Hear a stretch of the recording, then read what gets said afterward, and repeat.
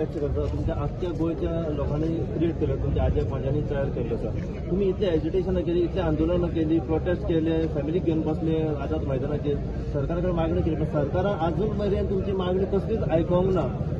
कित्या खातीर on table बसोंक सोदिना आनी आयज आतां तुमचेर एलिगेशनां घालून आतां हिस्ट्री शिटर म्हणून जे भितर उडोवंक सोदता हे कित्या खातीर? तुमच्या कडसून सरकाराक काय फायदो जायना हे कारण आसा?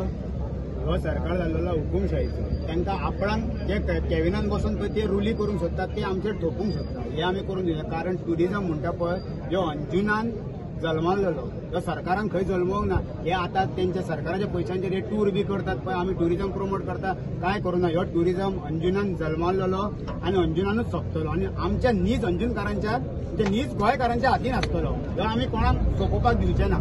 सरकाराक एक विनंती आसा, एक रिक्वेस्ट करता, आमच्या रोहनान सांगला त्या प्रमाणे अक्रॉस द टेबल बसूनच हे जावंक जाय. प्रश्न म्हाजो कितें की तुमच्या पासून सरकार फायदो जायना. फायदो सरकाराचो आमी उलयना. एक मनशाचो फायदो जायना आसतलो. जो मिनिस्टराच्या हातीन हे खात्या पळय तेका काय मेळना म्हणून तो तळमळटा. कारण हो धंदो आमी गोंयकार आमी टॅक्स भरता. कोण टॅक्स भरिना म्हणून सांगता? आमी टॅक्स भरता. गाडी आमी घेतना जीएसटी फारीक करिना आमी. मागीर आनी कितें जाय सरकाराक? सगळे आमी टॅक्स भरतात न्हू.